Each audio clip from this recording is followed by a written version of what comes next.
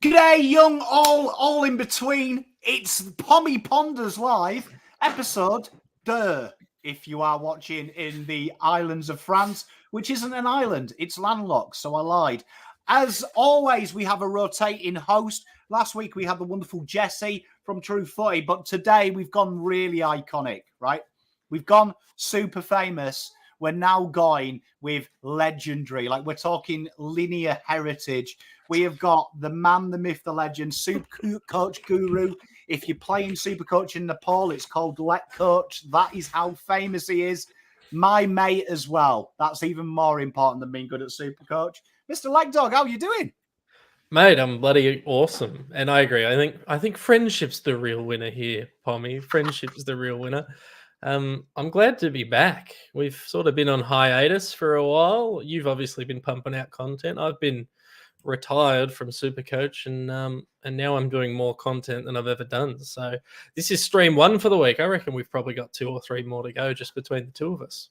I've got to say, Lekdog and me on camera have been trying to tee up this duo for a couple of weeks, and Lekdog did say to me he is totally retired from Supercoach, only to find out this week he has released about 850 articles on Supercoach. So I don't know if this is like one of them The Rock from WWE retirements where we just keep bringing you back. Oh, mate, me and the co-host of the Jock Rattles podcast retired, and he's now working for Herald Sun doing Supercoach content. They've brought me on to do draft Supercoach content. Another guy from the website who'd retired, he's running the footy department. It's the biggest load of crap I've ever heard that we retired because we've never done more work. But no, it's good. It's good to be back. I'm glad to be engaged with footy again. It's exciting. I went to the practice match last week. It's good. It's all ramping up. It kind of feels fake though with only 8 teams playing this weekend, but at least we get to see Carlton run out and play the Lions. Mate, I agree. And John Holden sends his love. He caught up with you on Wednesday. Johnny was great. It was really nice to meet him. Lockie ass, am I moved out of the sauna? Technically, I am. El Paso ass as well. I am still in the sauna. All that you've seen that's changed is soundboarding has gone on, and then a new fake wall. We're still in development. There's still about another 3 days of work. So there you are. We've got a new one. Jay, you know what? I was going to leave it to the end. I'll do a big announcement at the end. Selection table does return this week, 7 p.m. with your same sexually. Jesus Christ.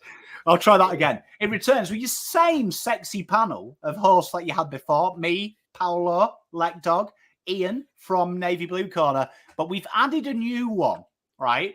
Because I did the maths. If we have 5 panelists, that means that there's always one extra for you guys and girls to vote on. And I am pleased to announce joining the selection table is none other than Heath Bucky Buck. Wow, that's a big get. Hey, big get. Hey, look, big games, big names. That's what we're all about here. I did try and get Riley Reid, Ben, after Lekdog's Riley Reid mentioned last year. I really thought 6 months off would let that go. Jesus Christ. Unfortunately, she didn't return my calls. I did think, though, that would have been the It'd be very good for the ratings. Did try. I went Taylor Swift, Riley Reid, and then I was like, right, we better get a Carlton icon. So we went and got Bucky. So we got Bucky in. Hopefully next year, if you're watching Riley or Taylor, return my calls. We'll get you on the show. But we've got a fun-filled, packed show tonight to get you used to seeing me and Lekdog because you're going to see us a lot. We've got pre-season takeaways. We've got Harley Reid, not Riley Reid. We've got talk a bit about Harley, her brother, I believe. Then we've got pre-season suspensions, injuries, and the Webster. Can we call it a hit?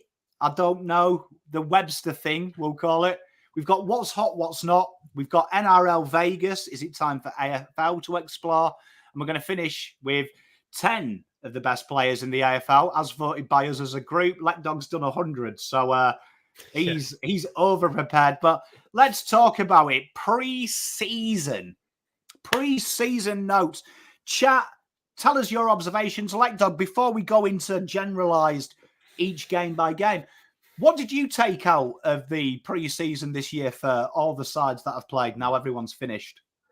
Yeah, look, I honestly try not to take too much out of it, if I'm being really honest with you, Pom. I think different clubs have different things that they want to get out of it. The Blues, we know they had a relatively long injury list already. I felt like they probably weren't getting out of sort of second or third gear. Felt like they were trying a few things. Melbourne felt like it was a full dress rehearsal.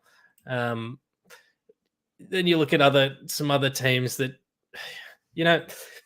West Coast, they're shit. Spoiler alert, they're going to be shit this year. So they probably, tried a few things out, but I think it's going to be very, very representative of what they do through the year. Like the key ones for me from a Supercoach or fantasy point of view, you want to look at certain roles that players have if they're new to the club or they're coming back from injury.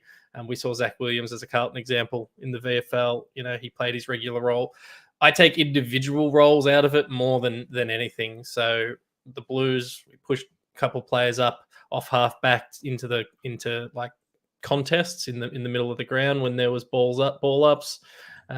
Christian Salem ran through the middle for them a bit. I think there will be some room for him to do that. Yeah. So yeah, for me, there's individual performances, but I'm not going to come out of this and say, other than the really bad teams, I'm not going to come out and say, we lost to Melbourne as Carlton, we're terrible. There's just not that much that I take out of it. Lekdog's not waving the white flag yet, and that's what I like to see. I mean, my big takeout was, like you say, some role changes. I was very fortunate that the day of the Essendon game, I released my All-Australian predictions. And one of the predictions that I got picked on was Nick Martin for two reasons. One, I started him at halfback. And Beautiful. Two, I selected Nick Martin. Mm-hmm. But he did play halfback and he did tear it up. Another one I did want to mention as well, Koblov, Josh Goulter as well. He really thrived in that position, as did a former Carlton player, Zach Fisher, who did, dare I say it, looked pretty tasty until the chip kick in the second quarter reminded me that Zach Fisher was one of the many players on our list, past and present, who get me angry because they do that little dinky kick for no reason whatsoever. Yeah. I think Alex Sexton's another one who, he's only ever played as a small forward. Dimmer's gone up there, I want a mature age in the back line. You're going to have a crack off halfback. There's that halfback role is the most obvious one of where they anchor players. Colby McCurcher as well, another one from North who sort of, it looks like he's going to play there. It seems that it's the easiest sort of transition spot on the ground. You send your old blokes back there. You send your runners back there. That seems to be what's in vogue at the moment. No, I won't. Well, this isn't spoiling my top 10 because Nick Martin's not in it. But Nick Martin has jumped into well and truly into my top 30 off the back of this potential role change, along with natural upside. So, individual performances, yes. Little in-game scenarios, yes. But one thing I'm interested in, though, like I reckon the big ruckman with that new, I don't really understand it, but the new ruck rules where you're allowed to put your arm out and stuff, I think we're going to see your big body ruckman really dominate this year. That's probably one thing from a rules point of view that I noticed. You saw it with Max Gawn dominating, obviously. I think it's going to be helpful to have big body ruckman in your team to beat up on the smaller pinch hitters this year. Well, Jason mentions it, and we'll come on to Carlton in just a minute. So park Jason, because I think that is good. Colby McCurcher, I can't wait to talk about him. But we start with the Collingwood. Collingwood obviously run out 30-point winners against Richmond. Very interesting this, though, because one thing I'll say about Richmond is, dare I say it, I thought last year, in Dimmer's last year, they were a little bit 2018 Carlton. In the terms of, it didn't look like, everything looked manufactured, like it didn't look like they were up for the fight. One thing I got out of this game is Richmond were looking to throw down with Collingwood at any opportunity. There was suddenly an ugly, horrible edge about Richmond. And I agree with the big dog's comment here, James. that Collingwood were the only side that had nothing to prove, really. Mm. I actually watched this game, and I actually thought Richmond, I've been quite bullish on them. They kicked 5-16. I don't think they'll be that bad. They looked a physical presence, and I actually like that game style because I think that negates some of their skill that might not be there from 4 or 5 years ago. Yeah, I was talking to on the weekend Conrad Marshall, who wrote the 3 novels. The 3 books are out the premiership years with the Tigers. And maybe he doesn't want me repeating this, but we're sort of discussing where Richmond would finish, and we sort of landed on it could be they could finish 6th, 7th, 8th, or they could finish 18th, 17th, 16th. I think it's either going to go, they're either going to be surprisingly competitive or surprisingly bad. I think it's more likely that they're towards the bottom, but I'm with you. I think they showed some signs. I just don't know if they're going to have the personnel to run out a full year and be competitive. So I've probably got them towards the bottom of the ladder, but I don't think they're going to lack spirit, which if you're a Blues fan who went through the rebuild and you're watching this, we certainly did for a while. Well, I mean, another takeout of that game as well for me was Collingwood. Reef McInnes playing in that central role that Dan McStay's left behind. Many people thought it was Ash Johnson's to lose. This game in particular, I thought Reef was a lot better. Was really the favourite of this game for me of Ash Johnson. He looked pretty good, but I did want to focus on Lipinski. We forgot last year Lipinski, he got injured. But Lipinski looked really dangerous, and he combined a few times with old Lockie Schultz, the new recruit. Richmond looked pretty, Collingwood looked pretty, had added another layer, which you'd imagine they've got to do, don't they? They've got to add a layer because everyone knows what to expect. Yeah, look, Lipinski, this time last year, we were talking about him as a breakout contender for the year. Like, it was his year to explode and really impact. Obviously, he got injured and couldn't do it, but he was good. I think he's competing with Finlay McRae for a spot in that 22. I think he's ahead by way of, mature age body, can hit the scoreboard, all that sort of stuff. And he does. He provides them something. He allows it to go potentially to spend more time up the ground. I think there's a lot of upside in Lipinski. I've always liked him. The question mark is probably, can he stay on the park enough? Can he get up? He will have games where he dips out of form and looks awful, and it's just whether he can play through that. I think he's a bit of a confidence player in that respect. But yeah, I mean, he was really good. He was really, really good. And a name that you and me love, Lekdog, but it's a different bloke. I really enjoyed Thompson Dow. There's been an absolute bucket talked about in the preseason. From my VFL reports, Thompson Dow, I was surprised didn't get game time last year, but really became a clearance machine this game. He was getting clearances left, right, and centre, formed a formidable partnership with Tim Taranto, which felt like there was no one but Taranto last year. That's going to be a real interesting one to watch because they have shelved Thompson Dow for 2-3 years, but he looks ready. And I know we're not talking about Supercoach, but definitely a cheeky one, isn't he? Yeah, he's an awkward price, but I think there's a lot of awkward price players this year. Yeah, Thompson Dow, I think we're going to end up calling him the good Dow, which is, I mean, obviously we defended Paddy Dow over many, many, many hours of live streams, but Thompson at least is going to have the opportunity. What's interesting for me is it allows Jaden Short probably to revert back to his halfback role permanently rather than having to pinch it through the middle. I think it's a nice to have, but I think you want him in the back line if you're the Tigers. So if Dow can come on or someone can come on in that midfield, I don't know, was it Kane McCall or someone they drafted in the offseason who's a bit of a pinch hitter on the inside? Like, as long as they can find someone, it's only going to be good for their team. Well, it's going to be one to watch. We didn't really learn much, but I didn't mind what I saw from Richmond. Some questions coming in. Fisher played. We'll come on to him in a second. Dow has got, I believe, is it bone bruising? Look, I don't know because it's impossible to find accurate, consistent, updated injury reports across any of AFL platforms before the season starts. But I just know he's had quite a few knocks this preseason. He hasn't been able to stay on the park. But then we come to the team you all want to talk about, Melbourne versus Carlton. Carlton got Do we say 38 points is a battering? Yeah, probably. We got battered. Battered. I was there. It was a battering. we got battered. I mean, a big take out of this, I thought, was before we come on to Carlton, which I'm trying to avoid at all costs, but it was a return to form for Christian Salem, playing a lot more mid-minutes, more familiar with the halfback, and then last year a weird experiment of playing him half forward.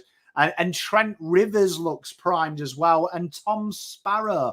For all three of them really stood out and gave that extra dimension. Working off the fantastic work, it has to be said, of Max Gawn, who a good mate of mine, Terry from Blue Abroad, did a fantasy draft this week, and Max Gawn went pick 13. That's crazy. Nathan Kruger went pick 9. I'm debating if Will and Ray have joined that league, but evidently it's a 200 buy-in, so you make your own mind up. But that was quite a concern, wasn't it? Because we know Melbourne are probably the only side in the AFL that have clearance dominance like Carlton, but it was really obvious. Even though the stat sheet says it was quite even in that department, it was really obvious their users were so impressive. Yeah, I mean, it started with Max Gawn. I think you nailed it. I think the other name that there's two more names that were able to take time in the mid. That was Jack Billings, who I'm not massive on in that role, and Alex Neil-Bullen, who, despite playing, as a permanent forward for the last few years, he has, as a junior, played some midfield time. So Clayton Oliver will come back into that team this week. They've also confirmed that Howes and Windsor will debut, which is great for them. Another two solid, or Windsor particularly this draft, another great acquisition. But so Oliver, that midfield mix will tighten up a bit with Oliver back in the team, but they got plenty of weapons who can go through. Whereas we have pinch hitting forwards who pinch hit in the mid at Carlton, they seem to have mids who pinch hitters forwards, if that makes sense. So, and Jack Viney, I mean, he was okay. He wasn't great. He was tagged the whole time, but he was still good. They're just a very good team, despite going out straight sets the last 2 years. They're a very, very good team. I thought we're talking about roles, and I thought the big thing that I noticed as well was Viney not being that like tagger awkwardness, and they actually gave Salem the job on Chera. He finished the game with team high and game high 9 tackles. 6 of them on Adam Chera.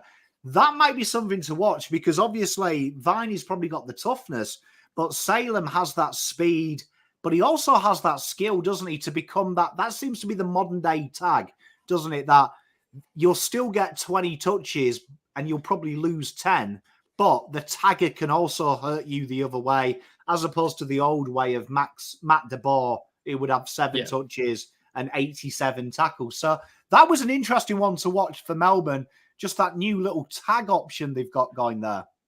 Yeah, and I mean, a lot of that stems out of them having to move things around with no Oliver, no Brayshaw. Oliver will come back, but they've still got some room to flex, and it's just, I think it'll even out as the season goes along, but they got options. I don't expect Salem to play in that midfield much this year, just given that list of names we've already gone through, but he's an option for him. Very similar sort of, he's probably slightly more offensive in terms of going forward with his disposal than George Hewitt. But George Hewitt's the same. He'll tag someone and have 25 touches. So, but he's, again, handball first, go backwards to go forwards, whereas Christian Salem's like, bang, I'm putting this thing on the boot and kicking it as far as I can.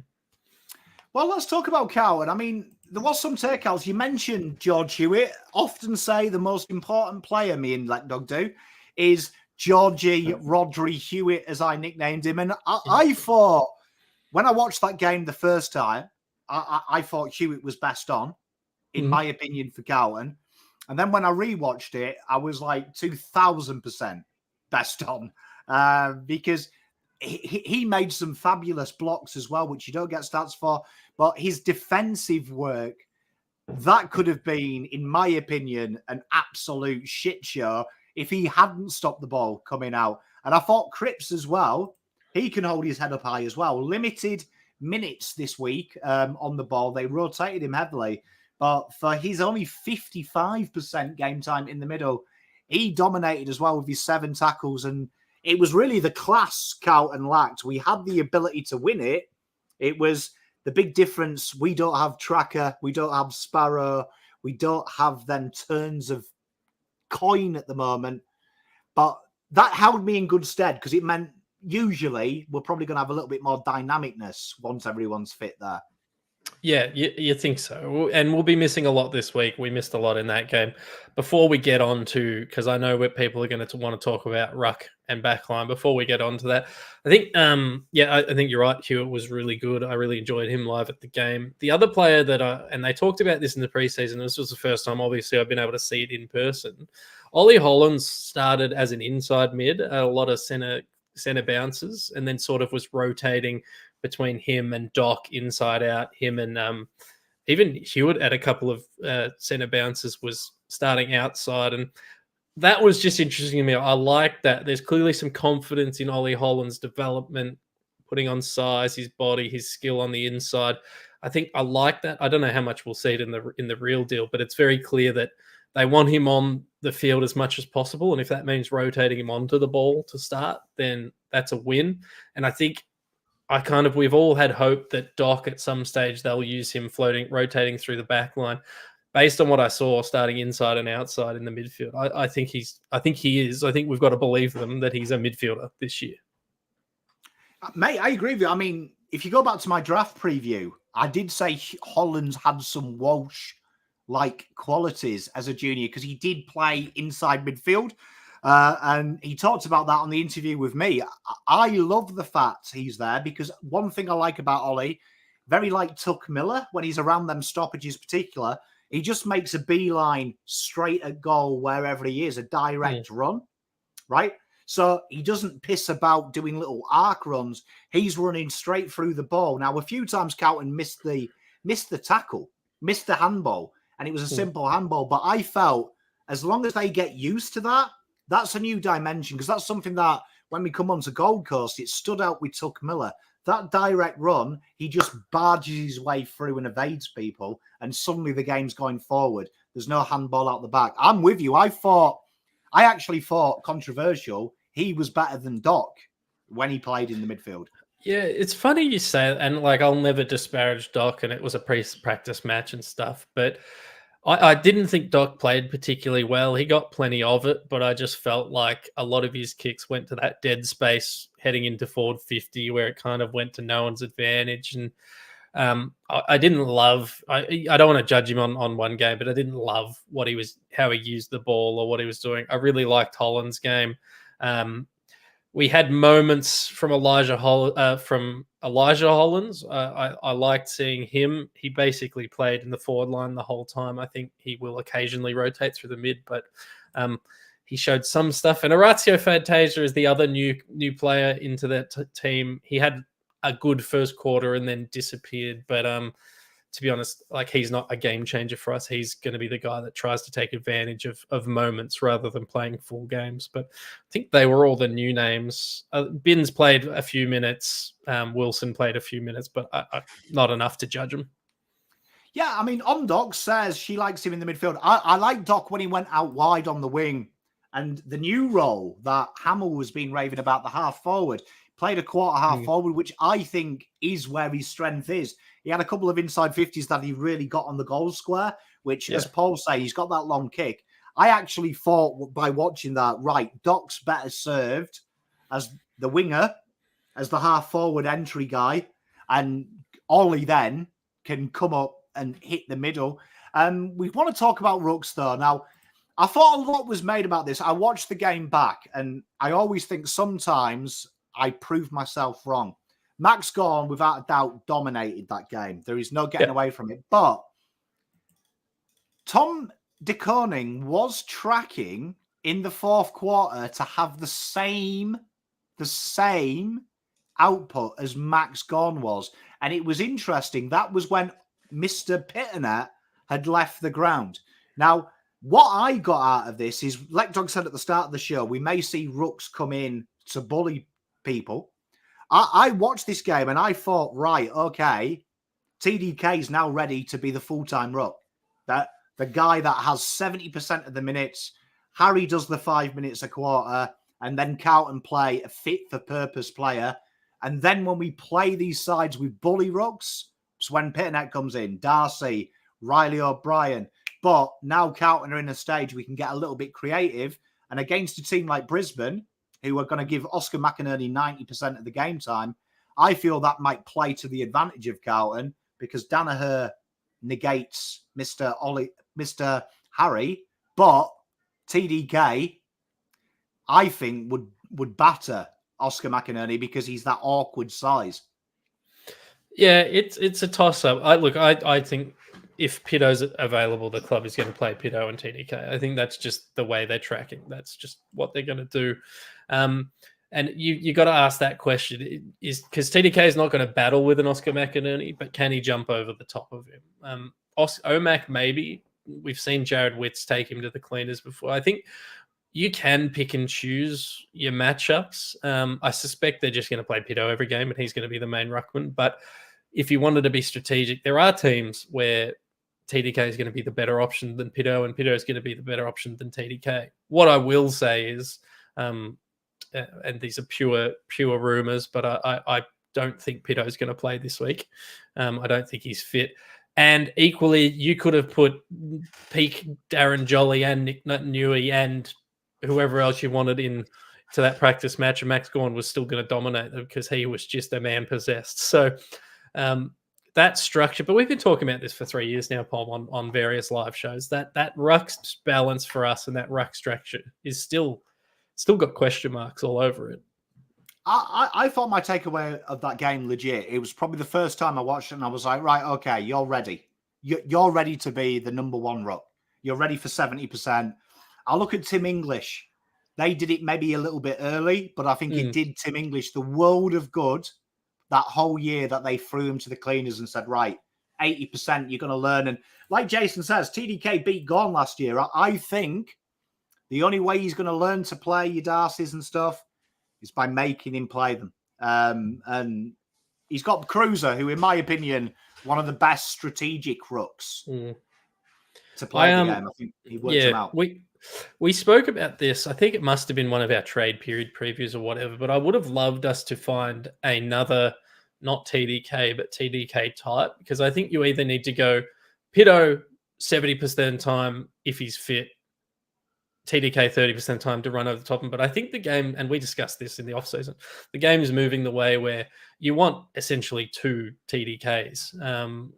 And I know Rory Lobb sucks, but for some reason he's the only name that is coming to my mind, or a Darcy Cameron type, right? He's not a traditional ruckman, but you kind of need a couple of those guys now on your list. And unfortunately we don't have them. But if by the end of this season we're looking back and TDK is the number one ruck, I'm not going to be against that and I'm not going to hate it. But I just think with Vossi, if Pito's available, Vossi's going to play Pito. Similar to how when Ed Curnow was available, Vossi played Ed Curnow. It has been interesting. There's been a pattern, and I always look for patterns in pre-season. Fourth quarter, Voss has gone full-time TDK. So I'm going to put this to you, Lekdog and chat. Are Carlton going to manipulate the 23rd man sub change this year? That now it's just a sub. You don't have to have a reason, and it's literally ambiguous. You can just do it. Will Carlton look at this and maybe go, right, we'll play maybe an Elijah or maybe a Jackson Binns or something like that, and then go, right, Pito one-on-one, helping him out. We'll keep TDK fresh because Darcy, Riley O'Brien all have massive fall-offs in the fourth, and then just utilise the subs. So, right, TDK, you're there. We've got this fresh midfielder. Bang. Have Carlton maybe shown us this is maybe what's going to happen? I don't think it's specific to Carlton. I think if we look back at when the sub was in the game last time, it was the tall dudes who don't have the engines that other players do that came out of the game. I think Pito's a prime play 3/4 candidate, bring on a faster player for the fourth quarter. And we again, another thing we've talked about a million times, Pom, the best games TDK has played in the ruck, in my opinion, are the ones where he swaps on after the halftime and becomes that main ruckman after Pito's sort of, thrown a few elbows and stuff. My question mark is whether he's actually going to be fit enough to do that, Pito. He can't jump. It's a real worry. It is. Let's hope he's all right. Paul asks what style of Hudson he is. You know what? This is going to sound really bad, but stay with me. Reece Stanley 2.0. I mean, but that's not bad. Like Reece Stanley, It doesn't sound exciting though, does it? No. But not every player can be Max Gawn, Marcus Bontempelli 2.0. You know, sometimes players are just okay to good players, and that's fine. We need more Jack Nunes in this world, mate. We are 1 and 2 of the Jack Nunes fan club, but we then go on to Sydney, Brisbane. Brisbane won this one by 25 points. I thought the big takeout here was, thank Christ, Brodie Grundy's gone to a club that treats him well.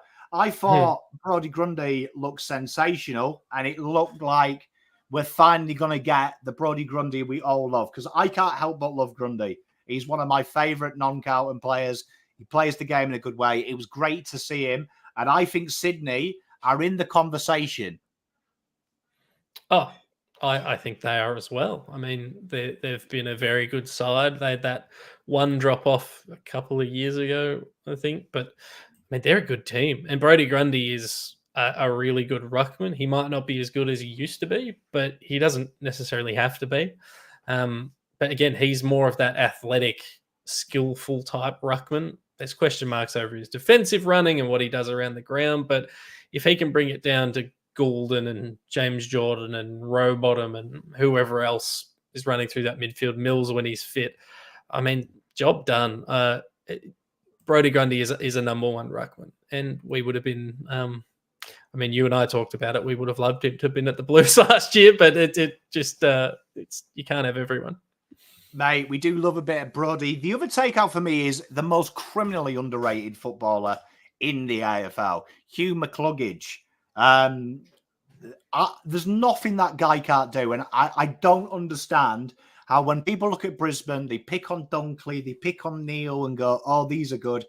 For me, the Clog is everything that I think an AFL team needs to win a flag. His ability at half forward, his ability at the wing, and then his pinch hitting in the middle. For me, we talked about Ollie Hollands. Ollie Hollands needs to watch Hugh McCluggage and see how important that role can be, because he has something special, doesn't he? I thought he won that game for Brisbane. He was the difference. His back half to last year was massive. So he dropped off sort of a bit. He got a little bit lost in the middle part of last year, the early part of last year. But after the bye, he was dominant, and he was really, really good, and he's continued it here. He's also like, I think you're right. I think underrated is the best term for him, because he's really good. He's really, really good. He's not as sexy as a Lockie Neal in terms of as a name or a Dunkley or whatever, but like he might be better than them, at least, or by the end of the year, he might be better than them. You know, when you play that game, I don't know if you play it. We played it in England loads, where you're like one player you'd buy from every team. Like, no questions. For me, with Brisbane, all day long, Hugh McCluggage. Like, they are one of the teams I wouldn't think about as well. You just say Brisbane, I go McCluggage. Like, and people will go, but what about Harris Andrews? Fuck Harris Andrews. McCluggage plays like 3 positions better than anyone else.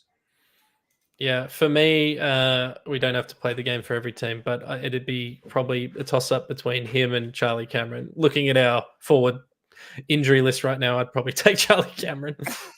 Well, I mean, with the injury list now, I'd take Harris Andrews, but that's a good point. Yeah, if everyone was fit, I'm walking Clug until I come back. I'm walking him. Good name as well. Good name. But that was a really good game, and that was another game I want people to look at, because Sydney and Kai as well, good friend of the channel, big Sydney fan. Oh, that's a good point.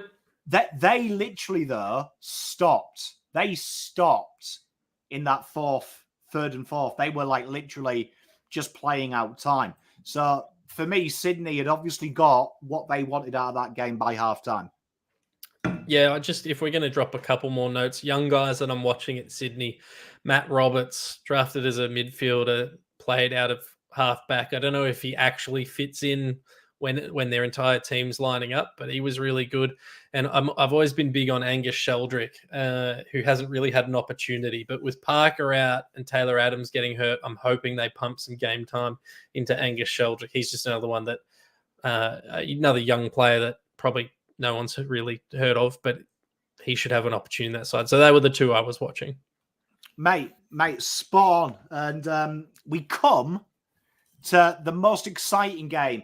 GWS 105-61 Suns, beat them by 44 points. And my big take out of this game is in the preseason, I said, if you can find out who Dimmer is going to play in that Dustin Martin role, he's your man to have.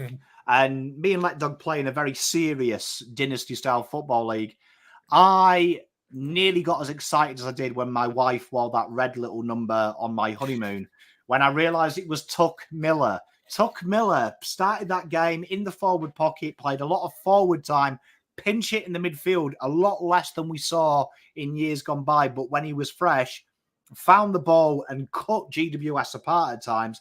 For me, I was looking at Tuck Miller and going, smoky for Brownlow here. Yeah, it's funny. So I had Tuck Miller as playing more midfield time this year in my off-season stuff. And people thought I was trying to kind of talk him down. And I thought, from a fantasy perspective, I thought maybe his numbers might drop a bit. But he looked good. He looked really, really good. Alex Sexton's the other one that looked awesome, who they played off half-back. Again, very easy position to play, but we love to see it. And then I think Jared Witts, I know he didn't have a heap of it on the weekend, but I think he's just going to have another dominant year. And their young ruckman, they drafted Reed, didn't they? I don't think he's going to get a look in for quite some time. Yeah, well, I mean, it was interesting to see, because I thought as well, no one's talked about this, but I watched GWS and I thought they were the only side who made the 8 last year who really went to make a statement in this game. I watched GWS and I was like, these guys are going full bore. These guys are going, right, okay, we're going to set a little benchmark to the AFL competition, which is interesting. But one of the takeouts there, and not many people talk about it, but was Harry Himmelberg pretty much lived at centre-half back. And this is something that he's been saying he wants to do. They've definitely now got the forward line depth to replace Himmelberg and let Riccardi and Cadman. Cadman played a lot of time as well. That's one to watch, I thought, because I think Himmelberg, he looks sensational down the back.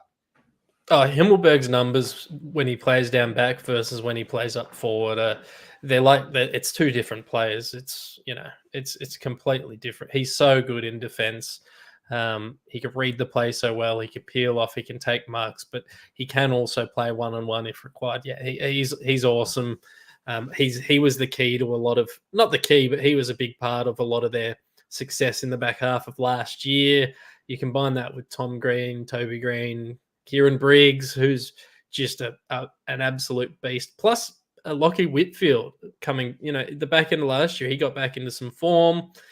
They've got a really dangerous team and a lot of sort of unknown you don't really hear about them. Your Connor Idens and your Callum Browns and those sort of guys. They just seem to find them and these nobodies and then produce just really solid output. So yeah, liked them. Really, really liked GWS. I think they're going to be good again this year.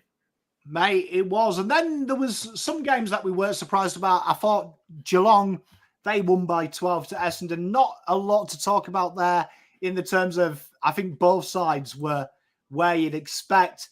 The big one for me, though, was Port versus Freo. Fremantle, this game, were rotating players around the ground more than any other side. Now, a lot of questions I've seen on Freo forums. Was that tactical, or is that them not knowing where the best players play? I've got to be careful about what we say about Freo with Damo probably watching. I don't know what the fuck Freo are doing. Just in general, I'm not very high on them this year.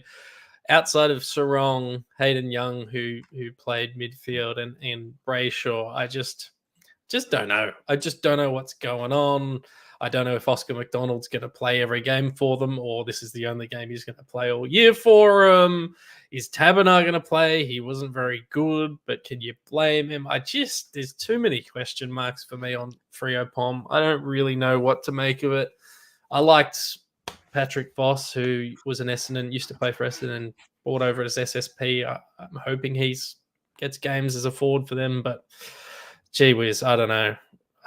I don't know. I think Nat Fyfe will have a good year after a lot of injury over the last few years, but that's all I got for you on Freo, mate. Mate, it was good to see. And we come on to the West Coast game, which allows us to talk about Harley Reid. Adelaide battered them, and Adelaide had probably been outside of Carlton suddenly becoming flag favourites about 2 weeks ago. Adelaide were talked about a lot, and I know I've been guilty. I have been pro Adelaide over the last couple of weeks. Mate, I had them top 4 in the off-season, so... Well, 67-point win against a side that maybe would finish bottom in the in the state leagues, but has to be said, few takeouts of this game, and I thought the big one for me was we've been talking about Rochelle and Rankine. I've been quite hot on them this channel, particularly in the off-season. Combining for 7 goals, Rochelle as well having a bit of mid-time. Interesting though, Rankine got quite a few mid-minutes towards the end as well, finding the ball, scoring 7 goals, having over 10 scoring shots between them. They looked potent, and they need a big year. They need a big year because probably last year, a little bit down on where they should be. Oh, yeah, I think last year a bit unlucky. I've got them just every year there's a team that starts outside of the 8 the year before and jumps into the top 4 the following year. So just because I have to pick one this year, Adelaide's that selection. We love Rochelle. You made me fall in love with him in his draft year. I thought he was going to come to the Blues for a few minutes. I was very excited. It obviously didn't happen. And Isaac Rankin, again, a really dynamic forward, but clearly has enough skill to run through the midfield at times. The upside for them comes from those 2 players, really. Lachlan Scholl, they played, who's been unable to get in the team. Sam Berry had a good game, but throughout the season last year, he just was sight unseen. But I think the upside for them is from Rochelle and Rankin, because I really like their list. They're one we talked about a lot last year in the off-season. I think they've got a lot in the right spots.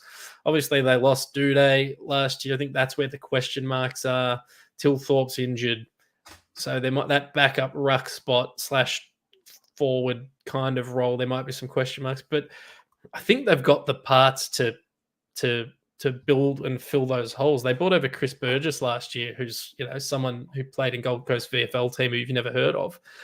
With Tilthorpe going down, they can bring Burgess in and he can play there, or he can play in defence. So they're in a really well positioned, really well balanced list.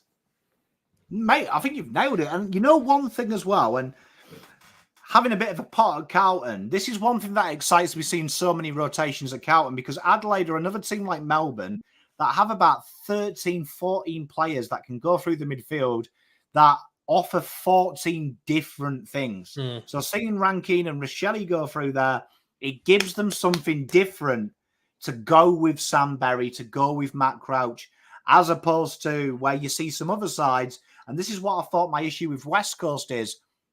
They have the same type of player copied and pasted in the midfield. So it's like, once you get used to them, the one difference is Tim Kelly, who happened to be their best player on ground. It's one of them things that seems to be the modern day thing of having 13 rotations with different strings to their bow. And I thought that was really apparent with Adelaide. I was like, this could really harm teams if they can throw Rankine for 10 minutes and he's just running about. It's going to be tough to stop it.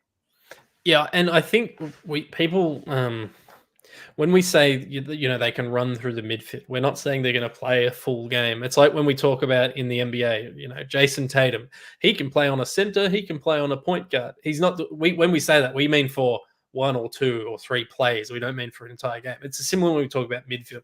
As you said, they got 13 guys who can play through the midfield. And if you split that up over a series of games or over the length of a game, you're going to have so many different looks and so many different opportunities to do exciting things. I think we're a little bit guilty as Carlton. Our midfield is a very this is how we play. We're a contested team and we try and get it to the 2 outside wingers. Whereas these have, guys who can run off the back of packs, and they've got a lot of options. You know what's scary as well is I did a little stat for you. Everyone got a clearance in the Adelaide side, but the key position players. Wow, that is scary. Like Jesus, give it. But we're here to talk about Harley Reid. Now, I want to talk. I've defended Harley Reid, and okay, I'm going to be open. I'll still stand by it. Marcucci is the pick 1 in this draft. Dealing with it. Harley Reid, though, is a sensational player who is X Factor talent, who is going to be a sensational player, right? One thing that annoyed me about Harley in this game, though, is the media was so, like the commentators, every time he turned over a kick, they were disappointed. I don't know what Harley Reid has done in his junior year that has made the media hate him, but Jesus, we have got a player here that is going to bring joy and happiness to us for 10, 12 years. Leave the kid alone, because I thought, in my opinion, he was probably one of the better players already for Adelaide, and he even got into a fight with his first touch of the ball. I was a big fan of Harley. I thought he was good. I think everyone needs to leave him alone a little bit. It's funny, isn't it? The match simulation, he didn't get enough of the ball and it was all over. Then in the practice match, he got enough of the ball, but he wasn't good enough with it. It's like the bloke, he's an 18-year-old kid. He hasn't actually played a game of senior footy in the AFL. He's still already the 3rd best player on West Coast list. Maybe that's hyperbolic, but, he's one of their best players already. It's very reminiscent of sort of Sam Walsh, isn't it, coming into a Carlton team and, hey, you need to be our best player. And if you're not, everyone is going to talk about it and focus on you. And the funny thing is the media's going to focus on him, talk him down, and then they're going to spend every minute of the off-season or leading up to the off-season trying to convince everyone he's going to request a trade home to Melbourne and that he's worth 3 first-round picks. So they're going to try and have it both ways, and I think that's just part of it. But guess what? Harley Reid, he's going to be good at footy. He might not be the best player ever, but he's going to be a good football player. He's going to play good games for West Coast. I think we just need to let him develop and watch him. It's crazy. He's been on the back of the paper like every second day since he got drafted. It's madness. Mate, so many draftees as well had absolute stellar games. And I was like, there's so much you could talk about. You could talk about, the young St. Kilda. You talk about the 2 St. Kilda draftees who literally had absolute blinding games and looked incredible footballers, who were the 2 guys, in my opinion, who slid way too much through stupid things. But mate, we're talking about Harley Reid had one fucking misplaced pass. I know. And he didn't play badly. He didn't play badly.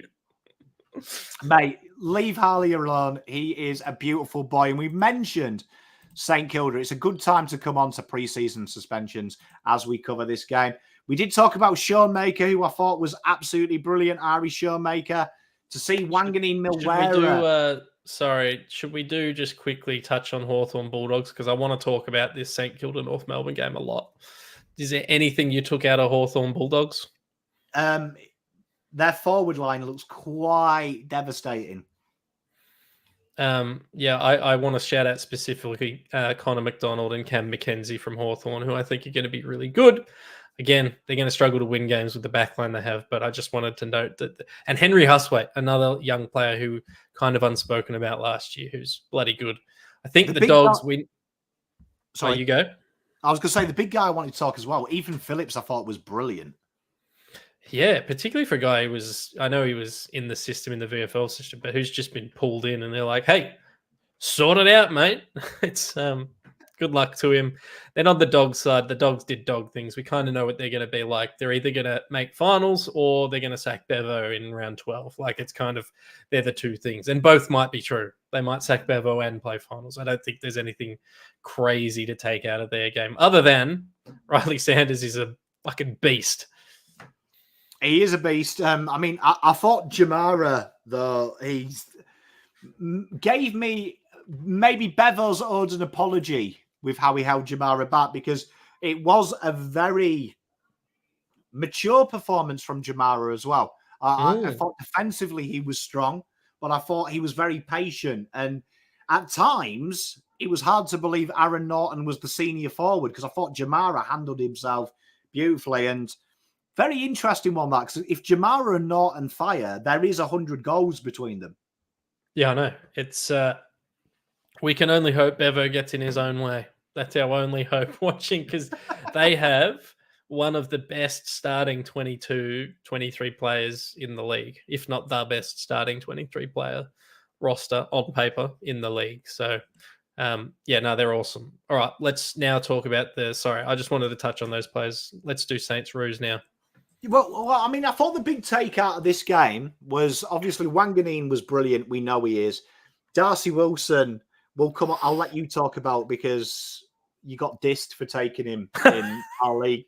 But I did want to just touch on two players that were unloved by their football clubs, Zach Fisher and Riley Bonner, arguably being the two big standouts for both sides, both showing why pre-season is so important, because they really, at this stage now, have shoehorned themselves in for a round 0 or round 1 or whatever you want to call it debut.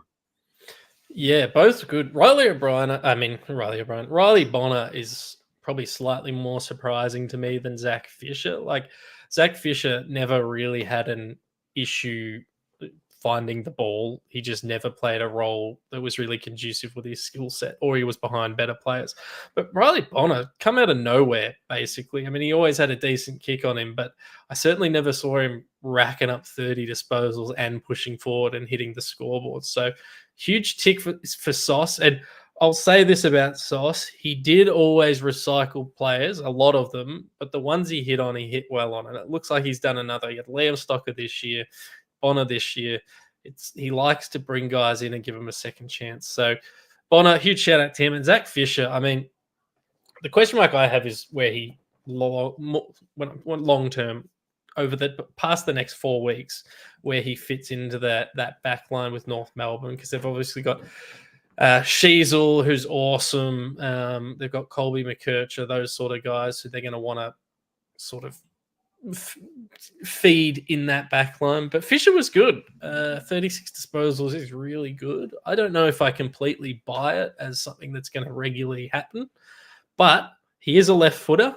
He does play off half back, and we know that Clarko loves left footers who play off half back. So maybe he is someone they feed. It's I'm not totally convinced, but he was really, really good, and he's going to be in their best team. Whether he has the cherry roll the whole time, I don't know, but he's going to be in their best team.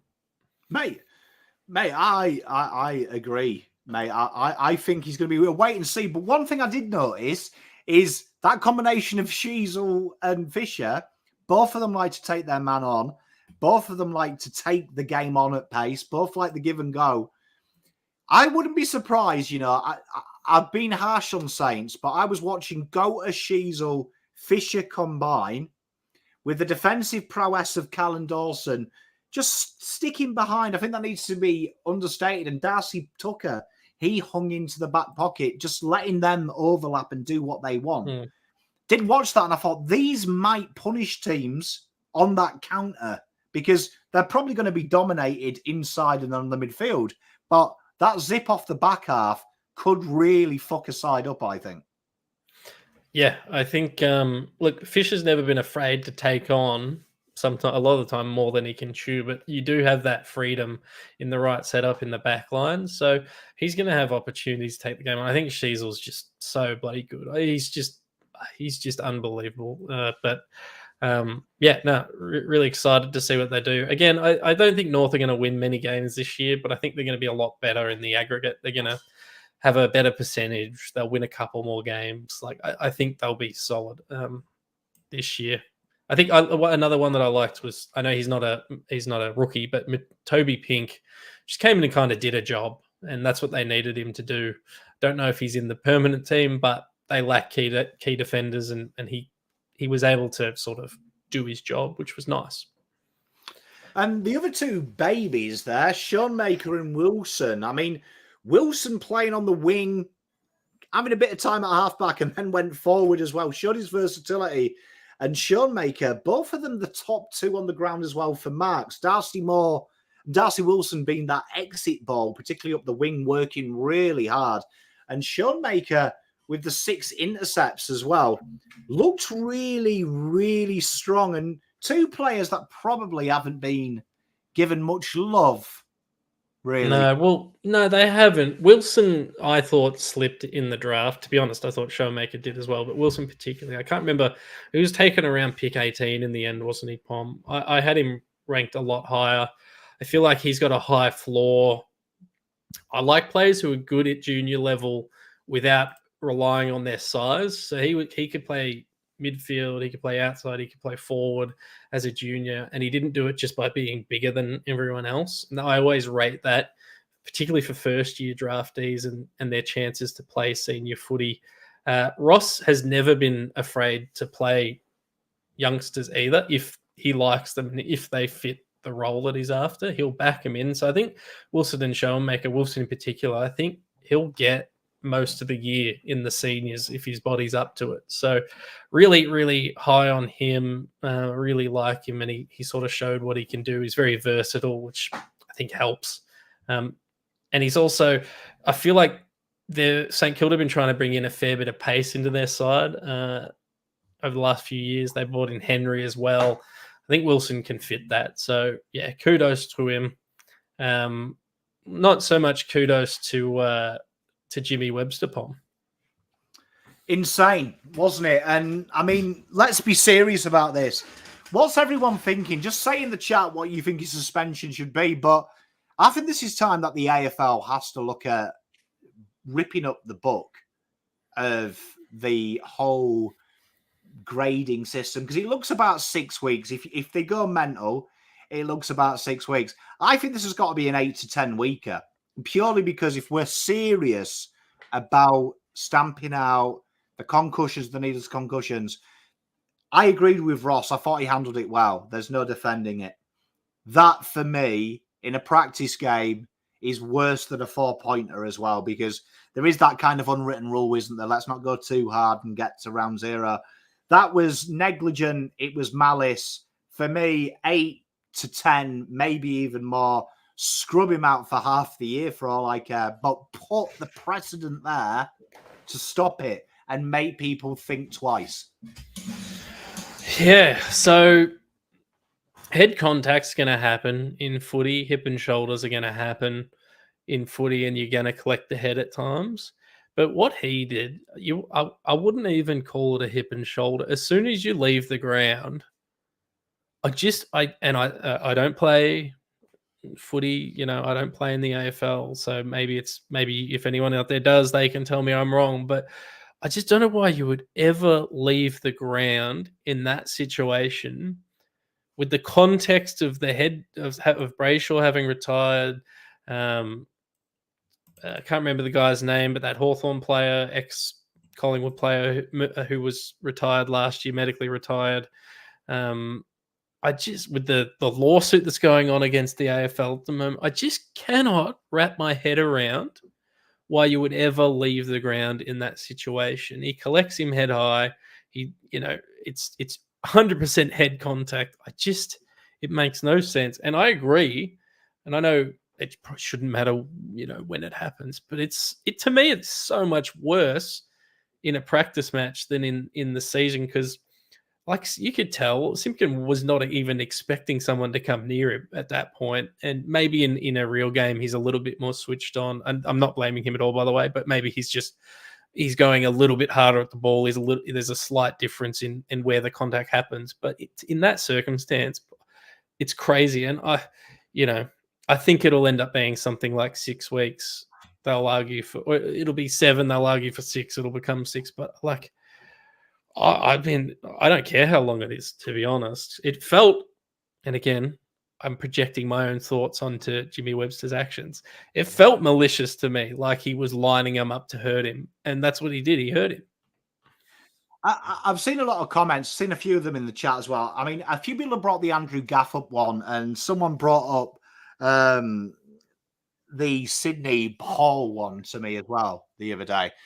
The way that I'll validate the Hall one was in an era where we used to say if a player didn't get up, he's soft. Yeah, that's true. We've moved on. Do you know what I mean? The Gaff one, for me, you've also got to remember the context of what it is. Head injuries and concussion were still at the start of the conversation then, right? And I think if someone did that in today's game, you'd be looking at a season ban. Potentially. And they'd probably tear up your contract if you just turned around and punched someone in the jaw. But yeah.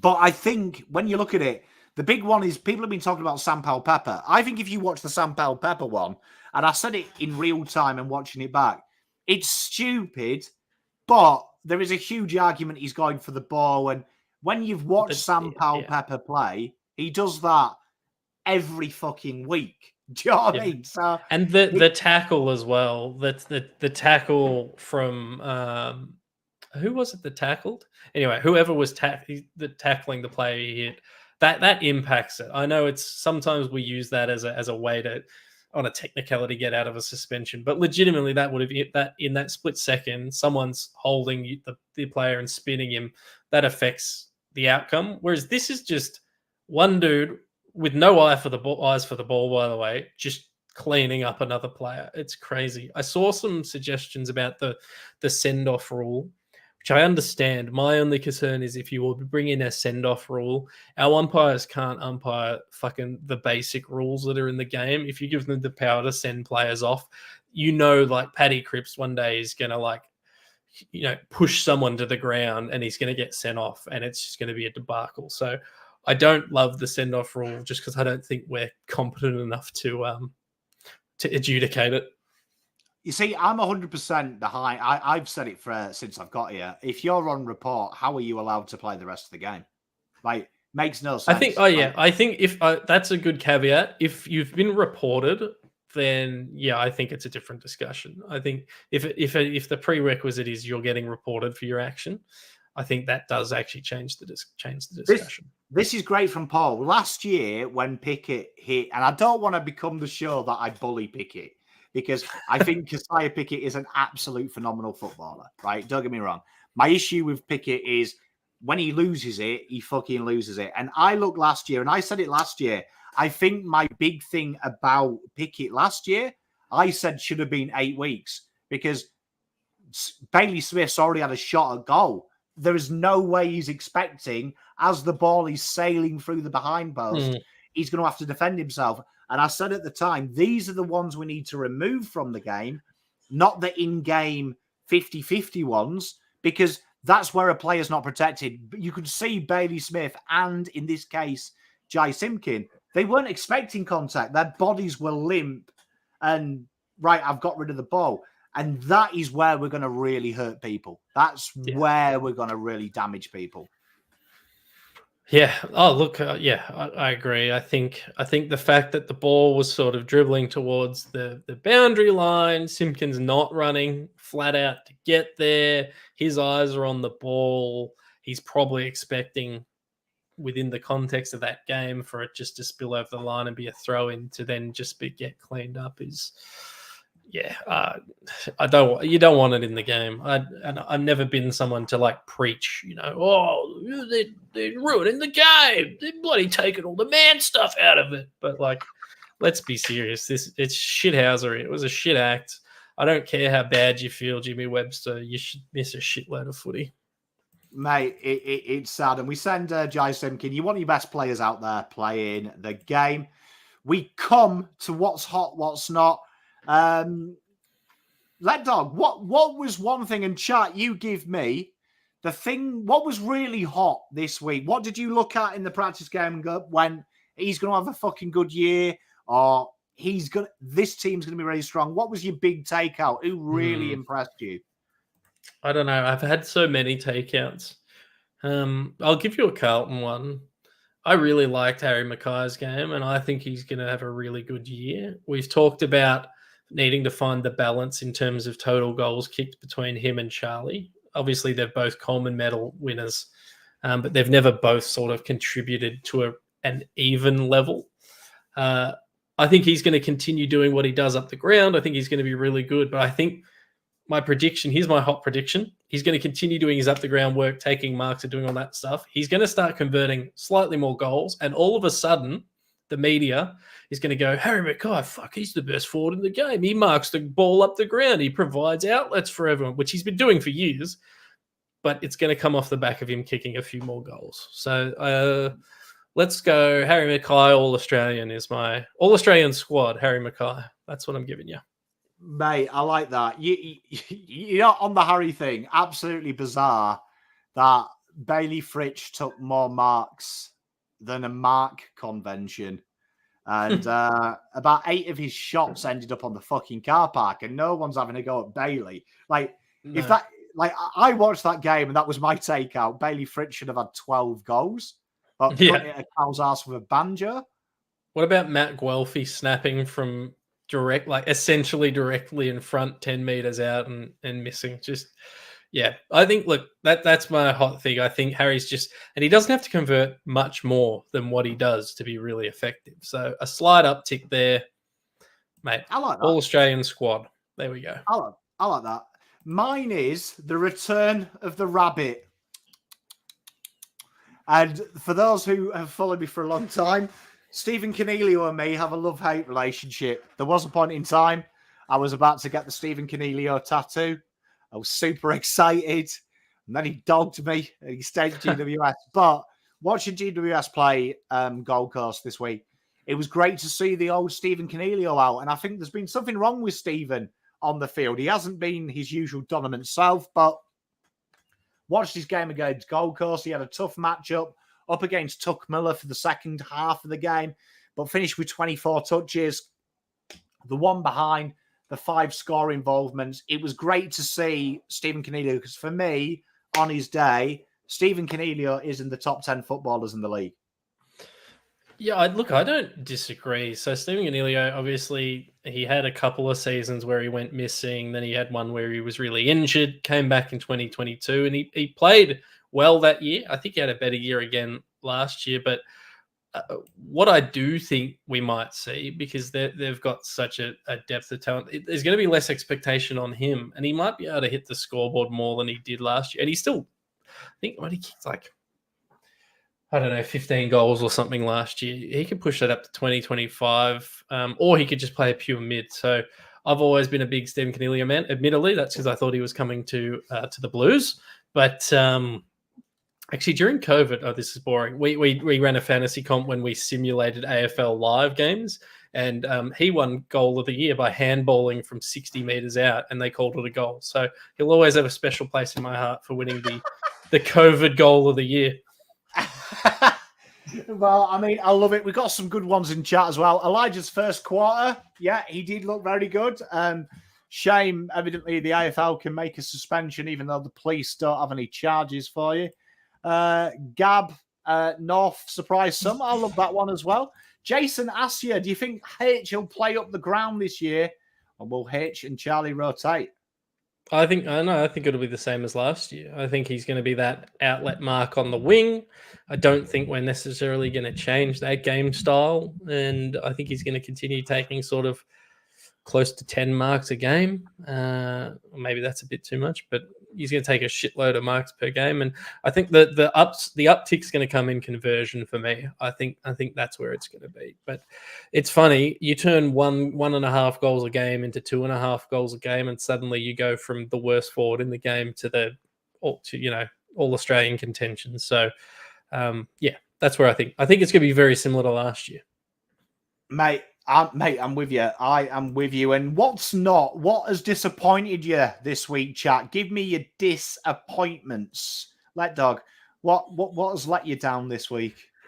Well, that's a tough one. I'm not sure what's let me down. I think just generally, because I've started consuming some more football media again as the season's progressed. It's just the general state of football media. It hasn't changed. I was hoping we'd all have done a bit of review in the off season, but we haven't. So I think it's just that, it's a combination of clickbait and just people just literally saying shit to get people to listen. So yeah, I don't know. I'm trying to disengage with that part of the media. I get very angry on Twitter when I see people talking about football. So yeah, my disappointment is that we haven't grown up and become real reporters of the sport. But, that's all right. My big one is, I'm going to call him out this time, Matt Forrest, the journalist, who ran with an article that Goodwin was basically as good as sacked, went back, deleted it off the article, and then denied he'd ever written, reported, or I quote, I have never insinuated or said anything like that words, and then was presented with the screenshot of the post 2 hours ago where the article did specify the exact words he was denying. And I think that's the big thing that I'm hating at the moment. There is no accountability anywhere anymore. You can go in the media with your shitty little passport and say, Harry Mackay needs to play fullback. He can't kick. Harley Reid's the worst pick one of all time. And there is zero accountability anymore. So, full disclosure, I'm friends with Matt Forrest. So, you could take this for the great assault. I believe that the line about the sacking was added in by a sub-editor, not him who wrote the article. That's what I've been told. Take that information. Lekdog, Matt Forrest is a liar. Tell him your Uncle Pom says, don't lie, just own it, brother. Just own it. I'll clip this up and send it to him. But accountability. We will wrap these up quickly because we've gone over time, as me and Lekdog always do. But NRL hits Vegas this week. Is it time, chat and Lekdog, that we have an international extravaganza? No. No one gives a shit about our game. I don't think the NRL one's been particularly successful. We can barely work out how to start the season in our own country and put on games in one of our own states. So, no.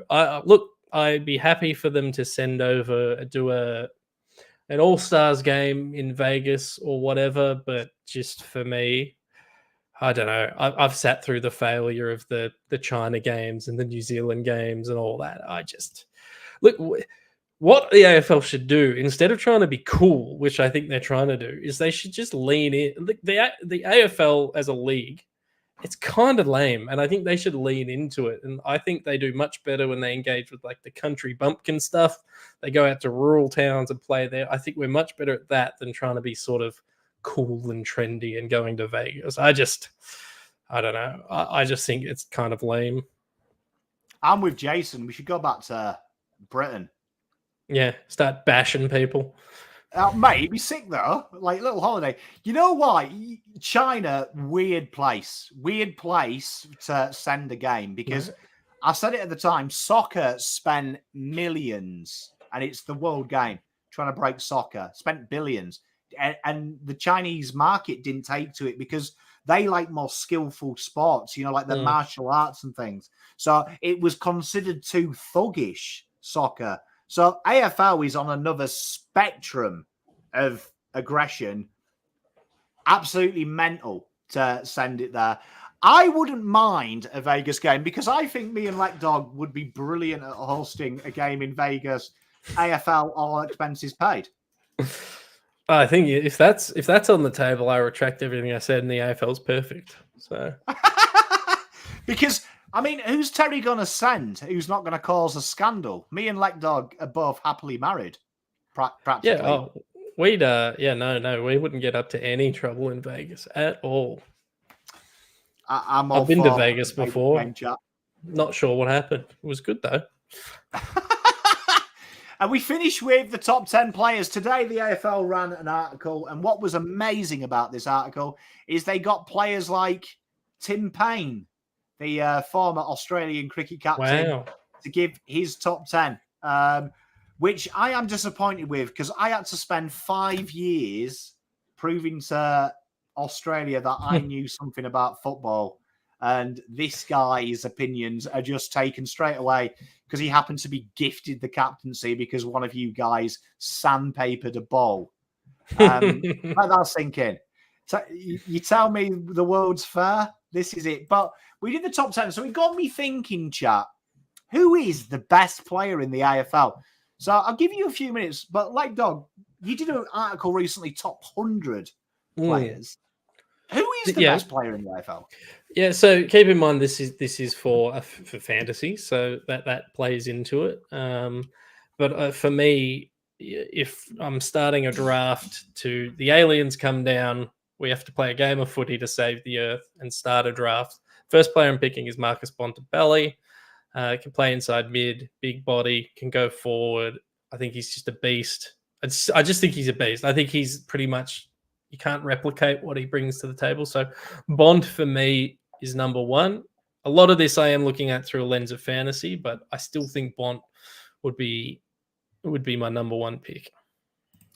Well, I mean, let's get some Herbitrons going with Max Gorn. Great channel, Herbitron, as well. You might be an Essendon guy, but that video he did of me losing to Essendon still lives in the heart. But the consensus of all the journalists asked, 240, right? 240 people were asked. These were journalists and alumni in the game and sport and Tim Payne, evidently. But in reverse order, it was 10 Max Gorn, Errol Goulden 9, Zach Butters 8, Lockie Neal 7, Jeremy Cameron 6, Charlie Curnow 5, Tracker 4, Toby Green 3, Nick Dacos 2, and matching with Lekdog, Marcus Bontempelli numero uno. Yeah, that's interesting. I guess other players that I would have up there that aren't, and this is partially fantasy, I'd have Tim English in the discussion. I'd have Jordan Dawson in the discussion. I'd have, I think this might be role, but guys like Tom Stewart he probably wouldn't be in, but he'd be around there. Errol Goulden I love. Connor Rozee I love as well, to be honest. I think he'd be in the discussion, maybe not within that top 10. I think my top 5 would be something like Gorn, Petrarca, Dacos, English, Bond, not necessarily in that order, but around that. So I don't think they're terribly off. It's hard to judge. Charlie Curnow as well. See, like you can't compare him to midfielders, but he's definitely top 10. He's probably top 5. He might be top 3. Like if you're picking a team, I probably want to pick a mid, a forward, a key defender, a halfback, forward, a midfielder that can kick goals. So that's 5, and then 5 like pure mids. That's probably how I would want to do it in the end. You know what I thought was interesting? That just chat, have a guess. Who was the highest rated defender in the consensus? Did they have James Sicily in there? James Sicily and Sam Taylor tied 13th. Sam Taylor, really? That's interesting. Because this leads me on to an argument. We were having a discussion, right, me and my mate the other day, about midfielders, and it was actually a soccer conversation, but he was like, midfielders get way too much fucking kudos. And my argument to him was, the midfield is the only position in any sport that if they don't do the job, it fucks the defence. If they don't do the job, it fucks the forwards. Yeah. Where if a defender fucks up, there's no one to help him. He's only got one job, one job. A forward has only got one job. But if the midfield doesn't do their job, it affects both lines, right? And I was like, so I always think there is a great argument to make a midfielder always number one, because it is probably the hardest job. But I would say this. Now, this isn't my Charlie Curnow bias here, but I would say in the AFL, I always look at it this. What's harder to replace? Now, in the draft, as you and me know, Lekdog, we cover the draft at length. For every key forward, 50 midfielders. For every key defender, 50 midfielders. For me, I would say the hardest position on the AFL field is a key forward or a key defender. Because if you've got a great one, you ain't finding another one.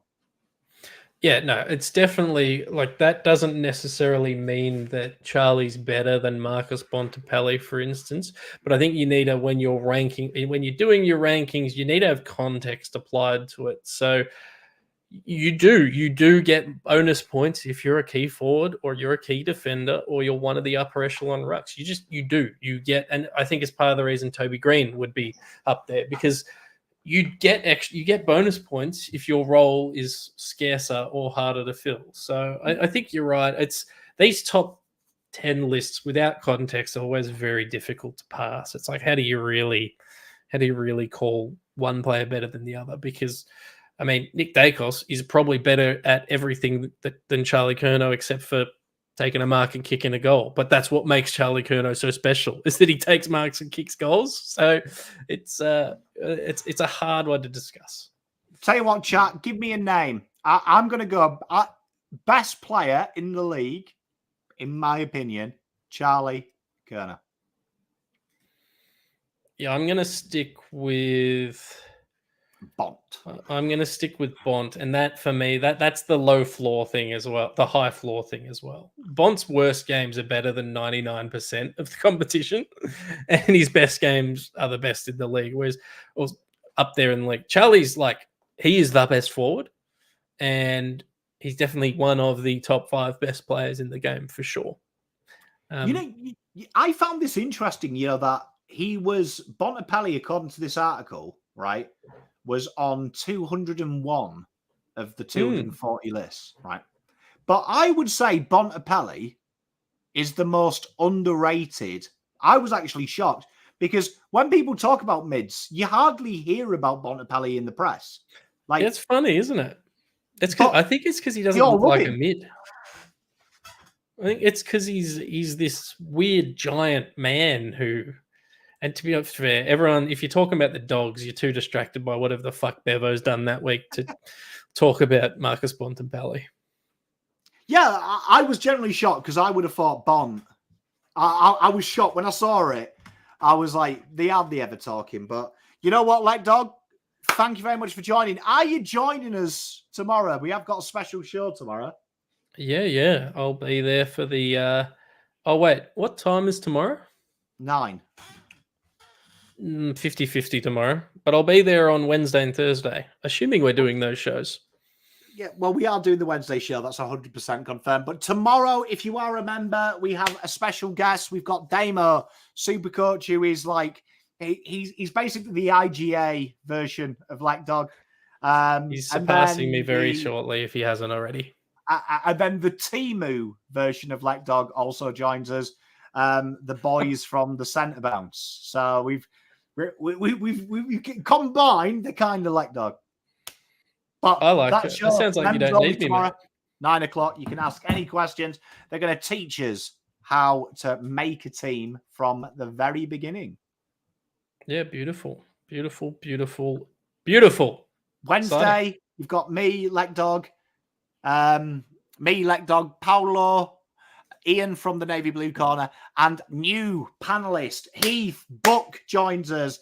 The icon, the man, the myth, the legend. We are now 5 deep. So selection table will start 7 p.m. sharp on the Wednesday, where we will digest and predict Carlton's best 23 for round zero's clash. Thursday, you may see me and Lekdog on teams. We don't know what's happening. No one knows anymore. But Lekdog, what are you doing this week? Oh, mate, it's all footy. I might have an article going up on Code Sports this week for Supercoach Draft. I'll be on the Wednesday show with you on Pommy and Oz. I'm assuming I'll be on the Thursday show with Blue Abroad with you and maybe Terry. And there should be a video, if I can find time at some point to film it, to go up on my YouTube channel, which is Alexi Does.